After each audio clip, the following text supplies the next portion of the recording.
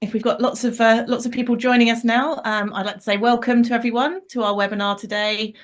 We're looking at shaping the cloud for post-production. So there are a number of things to discuss, and we've got lots of guys from various parts of the industry to answer questions. Just to say, actually, at this point, that it would be good to, if you have questions as we go, please raise your hand, and I should be able to ask, or someone will nudge me and tell me to ask the question. So just place it in the chat window, and then we should be able to do that so that it's relevant as we're going forwards. But so. It's a welcome from Tyrell and our partners with ERA and HP and the Look as well.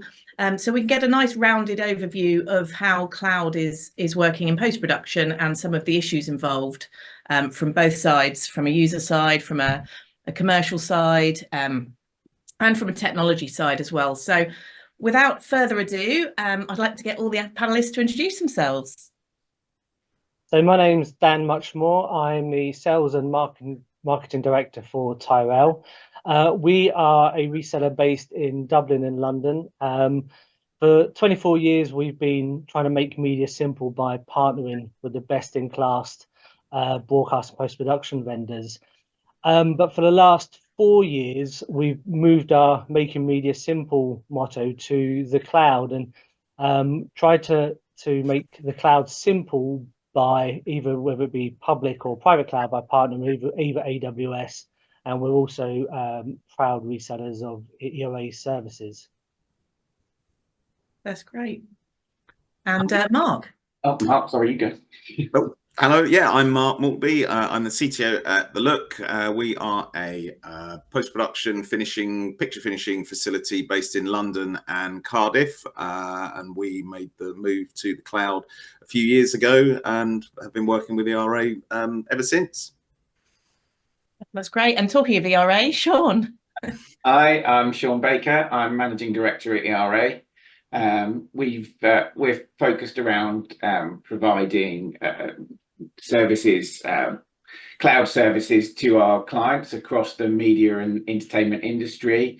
We're a service provider, so we're providing private cloud infrastructure to clients within that space.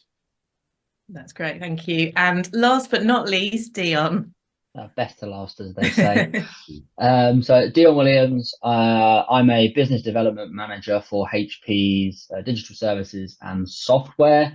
I won't introduce HP because I'm sure many of you know who HP are, but what you probably don't know is HP have a quite large and ever-evolving software business, and we've been supporting Dan and Sean at ERA and Tyrell with I guess with their cloud transformation strategies for clients, and one of those being HP Anywhere software. Right, thank you.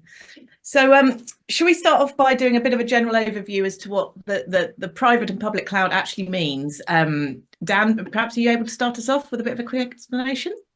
Yeah, absolutely. So I suppose the way to look at it, every cloud provider is public when you think about access, but the way we look at it is the public cloud providers are, generally the large four: AWS, Microsoft, GCP, etc.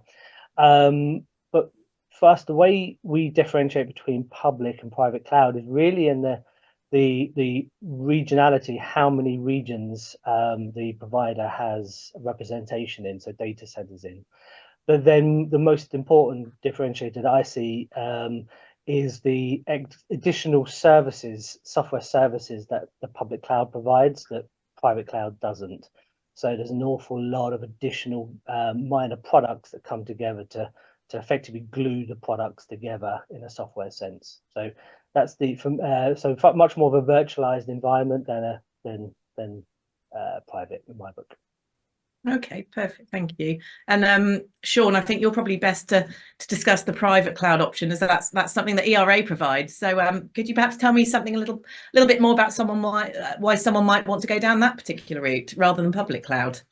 Yeah, there's a big cost factor, and from a private cloud perspective, and predictability on cost, I would say, is one of the key factors, but it's certainly not the only factor. So we find with customers that are using the public cloud, it's difficult to understand how that cost model comes together, and it's difficult to control those costs. So looking at a private cloud in that space gives you the predictability in that area. We tend to design infrastructure that's designed for the client's requirements. So we work a lot with post-production companies, VFX and animation companies, and broadcasters. And whilst there's lots of services in the public cloud, as Dan was alluding to, that various vendors can deliver across that platform, it's difficult to design infrastructure that meets a specific need. And the private cloud allows us to pull together a solution that allows creatives to come together and work in a way that they need to.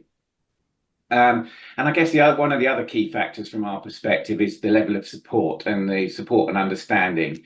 If you're working with a private cloud provider, they tend to be quite focused on the solutions that they're delivering for their clients. So you tend to speak to support people that are understanding of your requirements. You talk to real people that design real solutions, rather than having to try and build an infrastructure yourself when you may not be that au fait with some of the underlying IT requirements. Okay, so it's almost an easier option in some ways for some people, because everything is already designed that way. Yeah, I think often already designed that way. I mean, it can be built to meet requirements, or if it's existing infrastructure that people are just coming on to use on an on-demand basis, it's tend to be put together for the requirements of the industry that we work in. We also allow, to deliver ease of connectivity. So if we've got clients that are requiring private cloud services, they can plug into the public cloud much more easily from an infrastructure that's got connectivity out to the other vendors. Okay, thank you. And to sort of on the flip side of that, to balance the discussion a bit, can you explain a little bit more about Tyrell Cloud, which I know runs on AWS public cloud, and what some of the benefits of going down this route might be? Yeah, absolutely.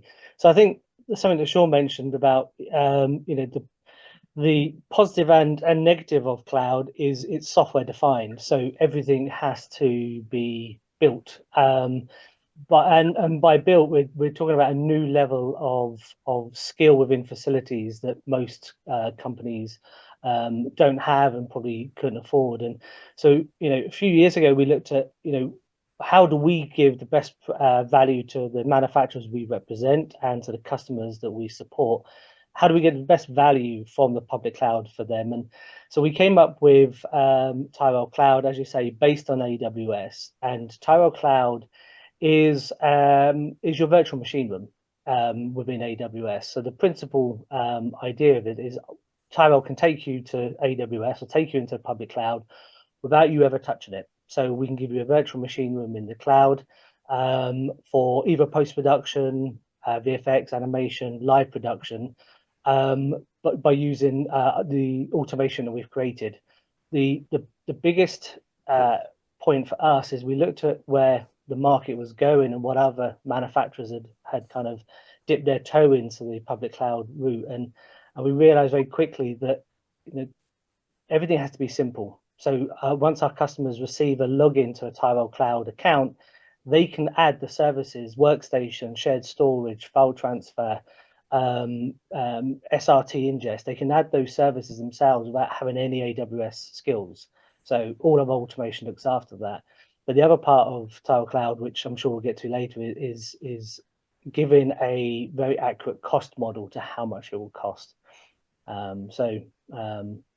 Where Tyrell Cloud sits well, or where public cloud sits very well, is in the bridging live production, post-production across an international scale, and that's what Tyrell Cloud can offer. Okay, perfect, thank you. Perhaps a live production side of things is something we might come back on to later, but just to talk to Dion quickly, how does HP Anywhere fit into this picture? I mean, do you need, I've got no knowledge of HP Anywhere. Do I need specific hardware, or what do you need to make it all work? No, I mean, it's a software-based solution, right? And I think Dan kind of mentioned something earlier about needing the glue to bring things together, right? The HP Anywhere solution, I think, is one aspect of the glue. I'm sure there's many other pieces to it too. But as you've got your data, your content sat in either the private or the public cloud, you need a means of accessing and interacting with that data set, right? With that content. And you can use the traditional methods, RDP and things like that, with those high levels of compression. For I guess use cases like post-production, you're expecting the highest quality. You want the best image quality. You want your color accuracy. You want, high levels of interactivity. That's where HP Anywhere comes into it.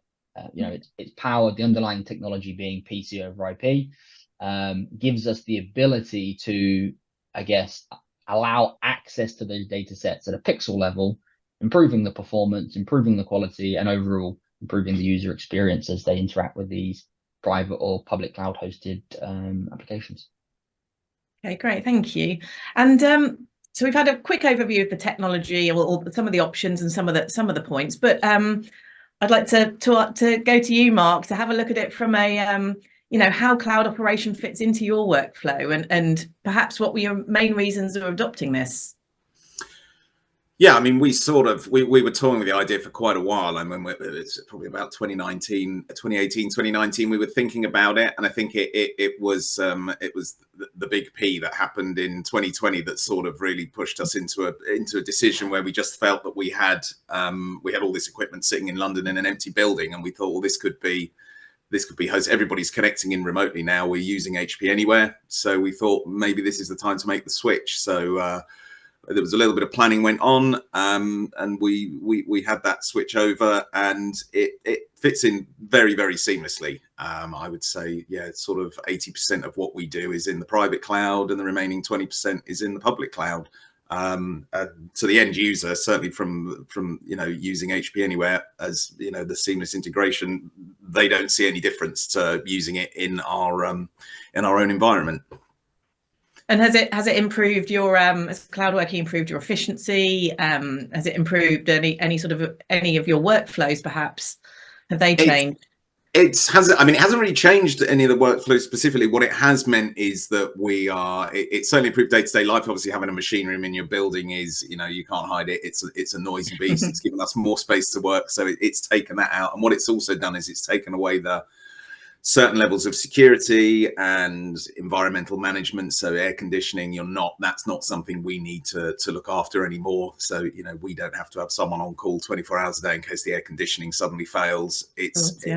For the level of, certainly peace of mind, it gives us a lot more peace of mind that that's somebody else's problem.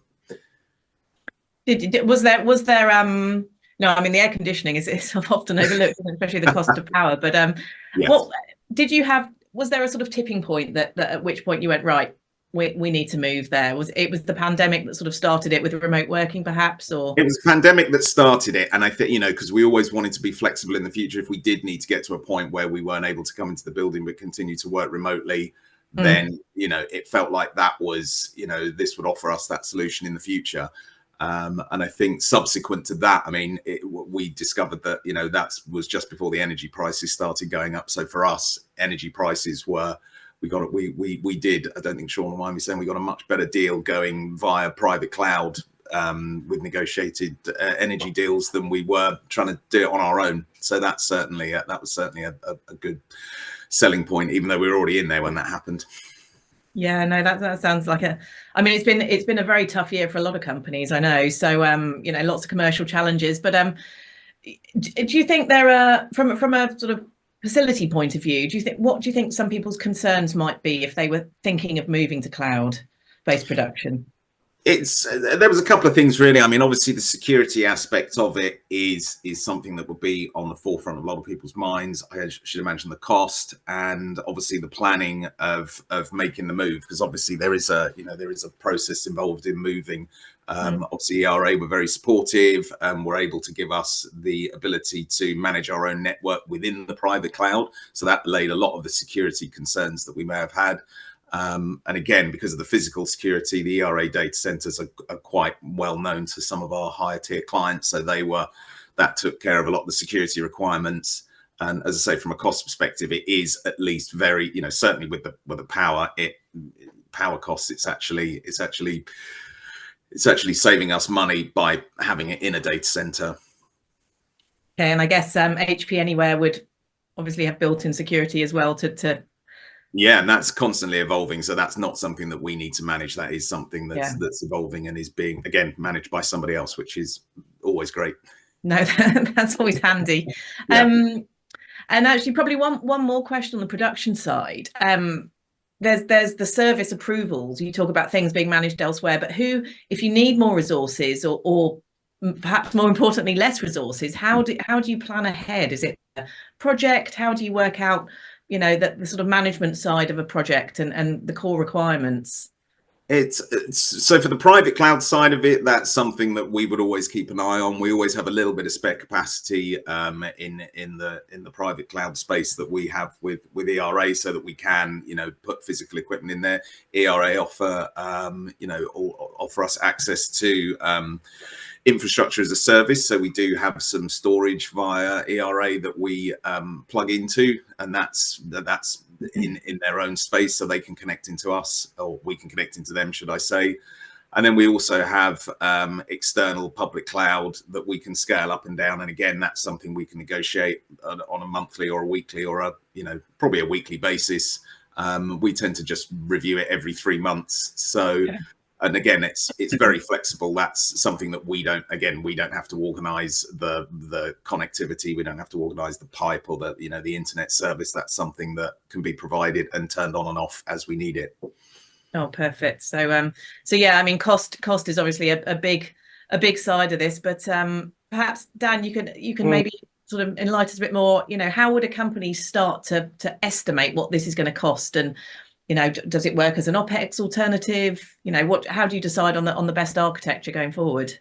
Yeah, so I mean, I think, you know, our industry has faced some really challenging times over the last couple of years. It's probably hitting, you know, we're probably coming out of that period of you know, the rush after the pandemic. We're now hitting the reality, and you know, the nice thing about the cloud is it does give customers whichever route they choose to go, public or private, and more often it's a technical choice rather than a commercial.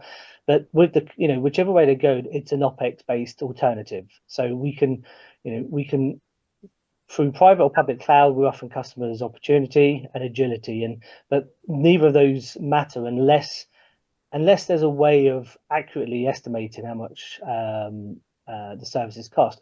Within the ERA model, it's a set fee per month per workstation, so you know exactly what it's going to cost for that period.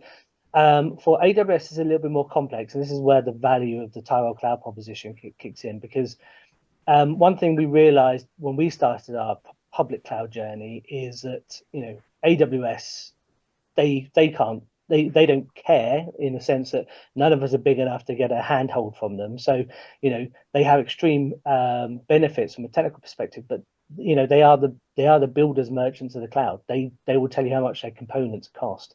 So what Tyrell Cloud looks to do is effectively, we can tell you how much a production will cost in the cloud based on the number of hours you think you might work, and we are within, you know, 90% accuracy of that cost. So where before people might have had a scary story to tell when it came to egress, which is you know, we'll get to later, I'm sure, which is a bit of a misnomer, but or storage costs or leaving workstations, all these scarce stories, they don't need to exist anymore if you approach public cloud the right way.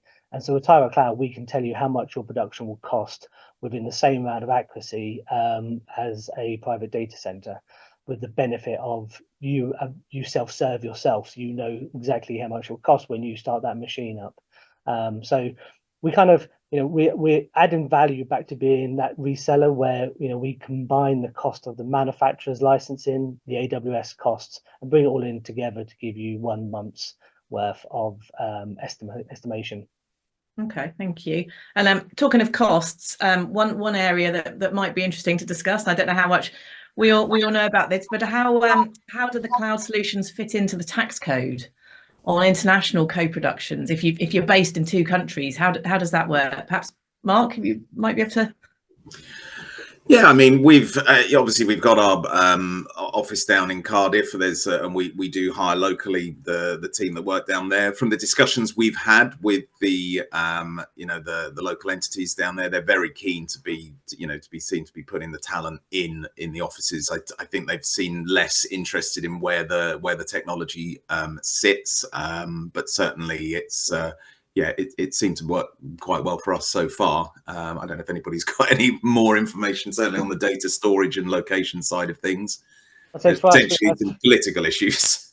Yeah, I mean, we have Irish facilities working off data centers in the UK. We have we're using the ERA services. We have UK customers working off AWS infrastructure in Dublin. So we are constantly providing that cross pollination of where the talent sits and where the technology sits. Ultimately, we believe it's where the billing originates, rather than the sovereignty of the service itself. Okay, yeah, I mean it's cost is one thing, but from a technical point of view, are there any technological issues that people might face working in the cloud? Is bandwidth or latency perhaps an issue if you're working with media? Dion, do you want to? Yeah, sure. I can field the question, not a problem. I think when you're working private or public cloud with users, hypothetically working from virtually anywhere, hence the name anywhere, right? HP Anywhere. I think bandwidth and latency is always something to be considered. I certainly know when working from home, the kids come home from school and start turning PlayStations on, things slow down. But we've done a lot with the product. So we, built in is a health monitor for the user themselves to see what their latency and bandwidth situation looks like. Just a quick and easy way for them to figure out, what their session looks like and whether or not they need to get some support. But we have plenty of customization options built into the solution as well. So we can dynamically scale based on network conditions to ensure the user gets best performance. And then there are plenty of dials you can tweak where you can set specific frame rates, resolution, things like that. So, there's plenty built into the solution that will allow us to ensure optimal performance for the user. But out of the box, it will try and dynamically scale to some of those changing network conditions. Okay. But since Mark mentioned the big P earlier, so I'll sort of talk to that, right?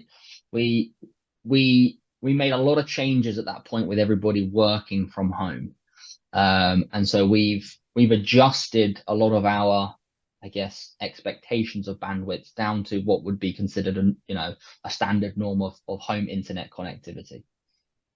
Okay, and talking of accessing things from home, is security an issue? How does the system protect from any unauthorized access? Sure. Well, so first thing to point out, no data leaves the host environment, right? The data stays where it is. It's not transferred. I mentioned at the beginning, the HP Anywhere piece is built off of a technology called PC over IP. And the concept behind that is essentially it's just changing pixels of that host environment. So only parts of the screen that move. Take those pixels. It's all encoded and encrypted. The encryption is AES 256-bit encryption. That's sent off to the endpoint where it's then decrypted and displayed. But again, because there's no data transfer, I think there's minimal security concerns. But of those very minute pixel changes, those are the only parts that are being sent, and that part is encrypted as well. So from a security perspective, I think we're pretty locked down. Yeah, and I guess Tyrell Cloud, you can't access that from outside either, can you? It all goes through HP Anywhere. Absolutely, there is no from a security perspective. The creative user accesses the machines through Teradici. Pardon me, HP Anywhere. I did on purpose for you, Dion. It really, I mean, I've said this in other demos that we've done. The work that Tyrell and ERA put into having secure infrastructure, having infrastructure that's suited for media workflows, is all well and good, and it's great for the business itself. But for the end user, the person that where it really matters, is the editor happy? It's HP Anywhere that's making that a reality. The work that HP have done allow us to make use of data centers, public and private, without any problems. Okay. And is there a type of work that's more suited to private or public cloud, or is it perhaps a certain scale of work? Can people use a mix of both? Perhaps Sean, you're able to explain, perhaps? Yeah, I think Dan and Dion have covered pretty well where HP Anywhere fits, and that does allow the artist to link into that connectivity. There's still connectivity questions around bandwidth in moving data, depending on where your workforce are working from. So it's definitely much easier to have all of your artists or editors using infrastructure in a particular location, whether that be private cloud, public cloud, or on premise. As you start to link those locations together, because you've got artists and editors working in other locations, then the data workflow needs to be thought about, and there's definitely tools in that area that can ease the management of data. But I think it gives companies a lot of flexibility to scale up for projects that they might not normally do. So if you're, as we've talked about already, that it's tough times in the marketplace at the moment, and customers can approach projects that they wouldn't normally take on because they don't have the level of infrastructure to deal with them, and they're short term. But bursting into private cloud, whether that's workstations or render or storage, if you can get the workflow right, certainly makes that level of project a lot easier to deal with. Okay, in terms of price or in terms of the complexity, or both, really, I guess. Yeah, no, both, and just available infrastructure.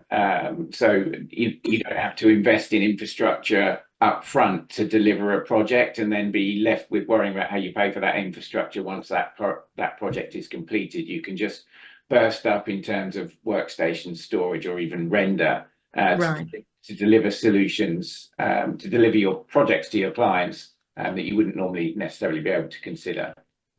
Okay, so for sort of quick turnaround post-production for perhaps sport or news, is there a more suitable cloud technology to do things like bringing in live signals as growing files, or is that sort of capability available? Yeah, I mean that's an area where public cloud certainly takes the lead. So, for example, what we do at Tyrell Cloud is we allow customers to, when they log into their virtual machine room, as I said earlier, it's all about that reaffirming that opportunity and agility of what the business needs at that time.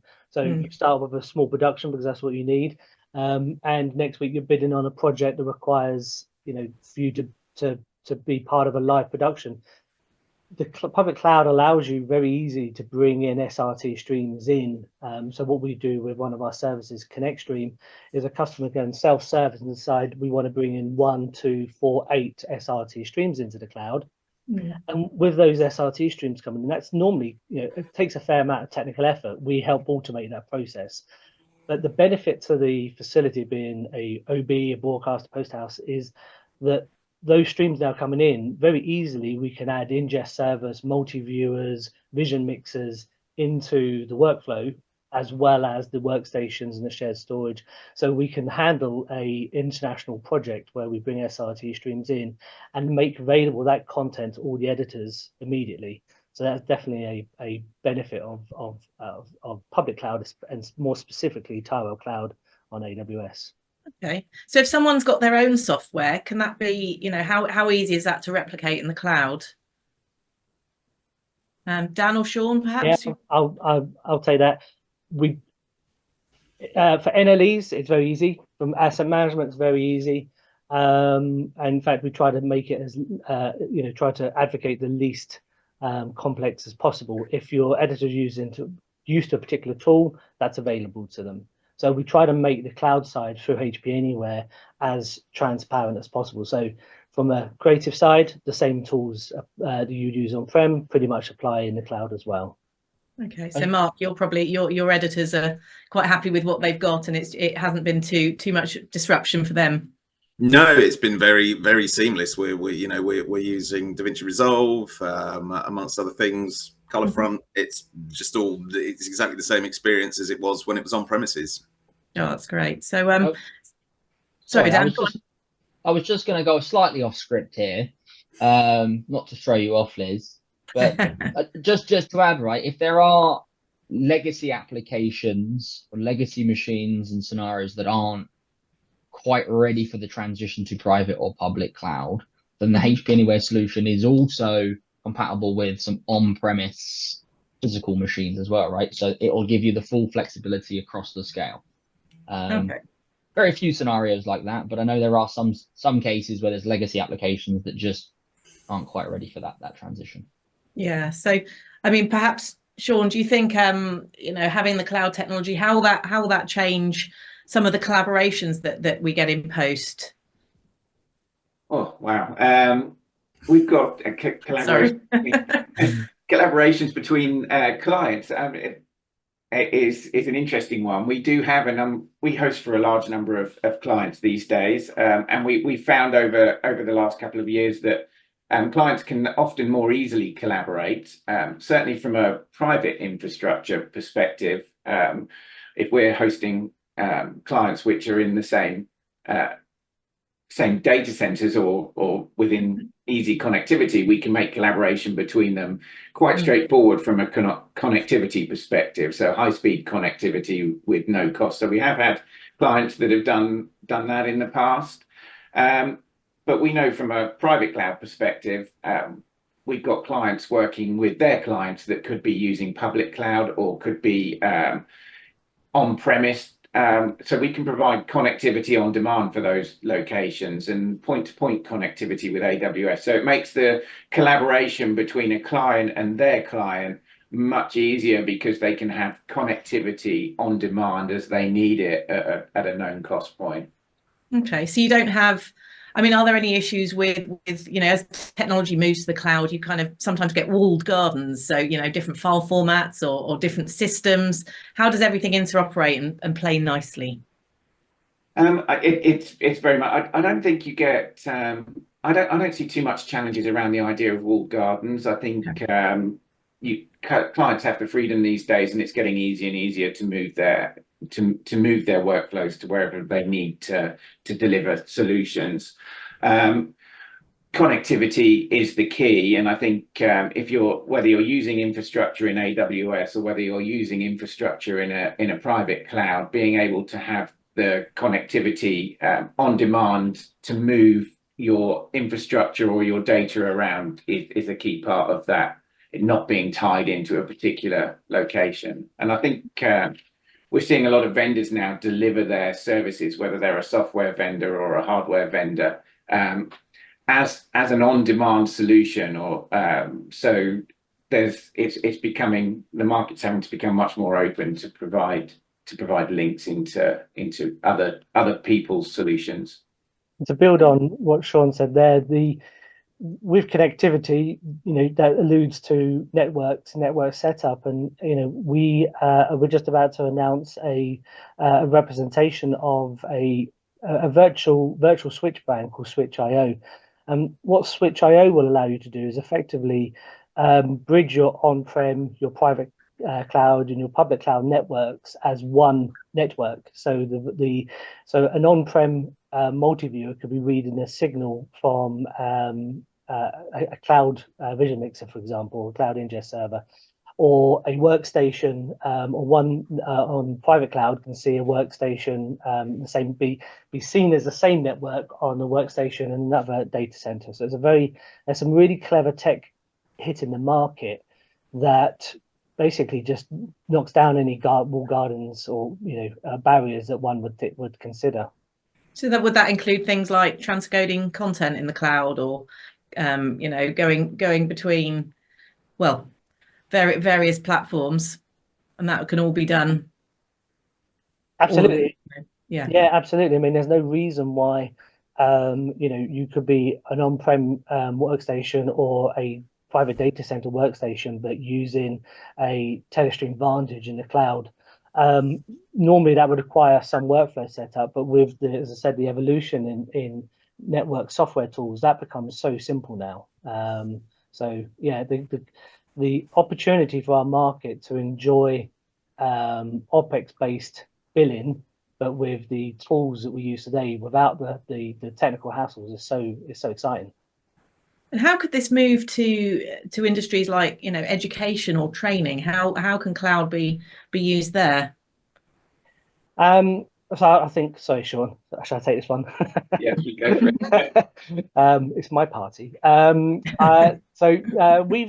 We've recently been looking after a set of media composer animation courses in Ireland, where there's not a persistent requirement for infrastructure, and for a lot of education facilities, particularly universities, you know, they don't have the budgets to provide every tool or every piece of infrastructure they need for every course.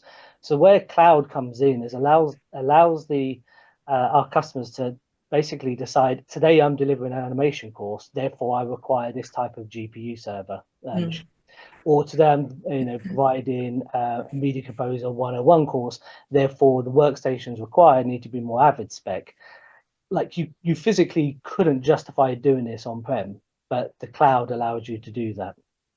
Gives you a few more options. So But I mean, also, the other thing, sorry to Liz to interrupt. The other thing that, you know, education moving to the cloud, be it private or public, what it also allows to democratize the access for students. If students can't afford to move, you know, to a city, to, you know, let's face it, living in London would be expensive. So if I wanted to join a university in London and do an animation course, that's a lot of cost. Whereas through the cloud, the university or the education establishment gives the student a chance to participate in the course from wherever they are. Of course, you know, Dion and the HP Anywhere makes that possible, but I'd say education is one of the most exciting areas for the cloud.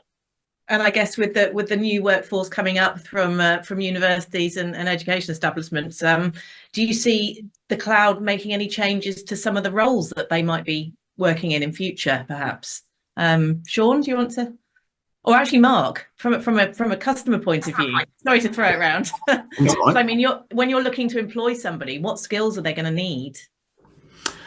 I mean, for us, it's really because we sort of, you know, certainly internally, we sort of try to make the presentation of the cloud to the operators as, you know, I keep going back to this, seamless as possible, but they don't really, you know, they're kind of agnostic to it. So I would, you know, it's, I suppose the one thing was, you know, historically it was always like latency was always an issue, but that, you know, that isn't anymore. So yeah, I would, obviously people having an understanding for it and understanding how the technology works for us, if you know, we're hiring people on a technical background, could be pretty useful. But certainly from an operator perspective, I would like to think that it's, you know, it shouldn't make any difference, hopefully.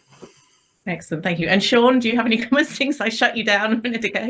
That's quite right. I think I mean Dan said a lot already, and we've been working with Dan on providing some of that infrastructure for universities and colleges for training purposes. I think it's important that the students that are working on the infrastructure today get to use real world industry tools in a way that they will when they move into the workplace. So I think being able to use that cloud infrastructure, that on-demand infrastructure, is just giving them access to tools that are much more relevant to when they do go out into the workplace, which is a benefit for the employer and the student alike. And I think that, you know, some of the work that we've done with universities is just opening up access to them, as Dan alluded to be able to work from various locations. We do work with universities, certainly on the media side, so giving them the ability to access their edit workstations and do their coursework from anywhere is a big advantage. Okay, great, thank you. And I guess to wrap up finally, if anyone has any questions, just to add on to the chat, and then I will ask them to the panelists. But I think probably in summary, you know, I guess there's no sort of one fit for all for solution. So it just depends on what the client's wanting, budgets, obviously. But I guess perhaps, Dan, what are the biggest challenges you can see for a customer that might be looking to move to cloud? It's never technical. I mean, obviously, the technical side of things does have a bearing, as workflow should always be, there front and center when we consider, the journey of the production.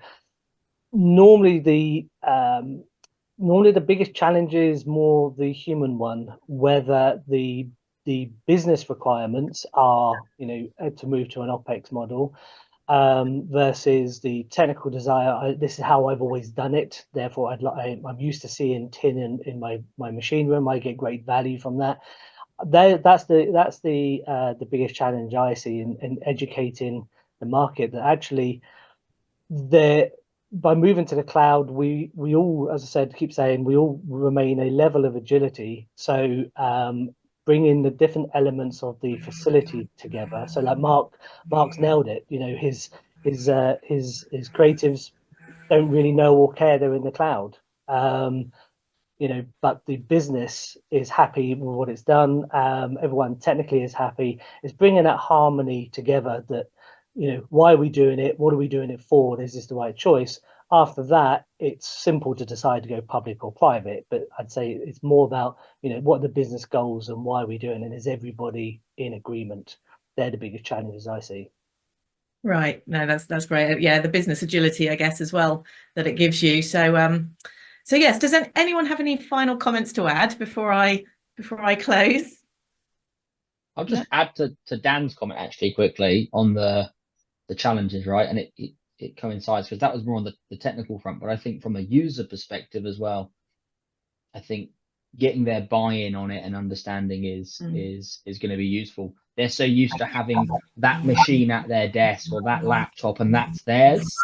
And the minute you try and take that away from them and give them something a little bit more lightweight, because everything, all the power's in the cloud, right?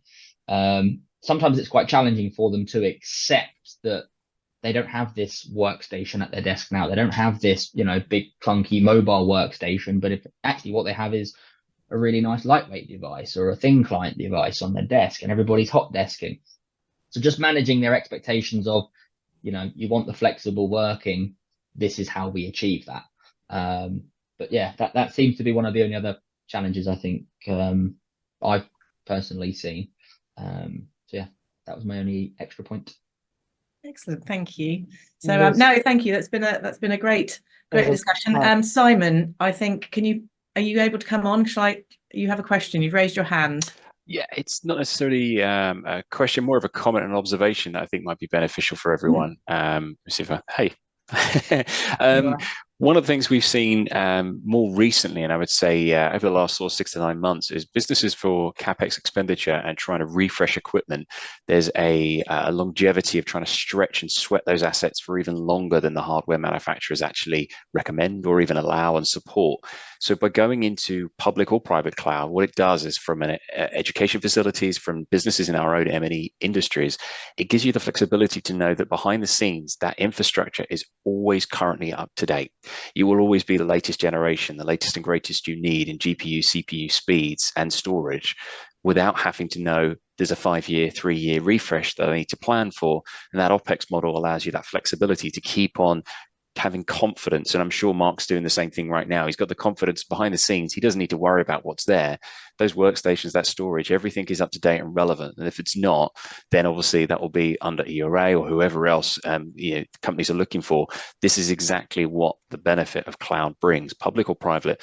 All of that infrastructure is constantly up to date. And I think from the customers we're speaking to, and I'm sure everyone else is seeing and sort of going through the similar experience, that investment cycle of traditional CapEx is becoming more and more problematic, especially with the pain points the industry is feeling. Cash flow isn't always the same as it used to be. And that cutting margins to try and win business means you don't always have that recurring revenue infrastructure to reinvest in.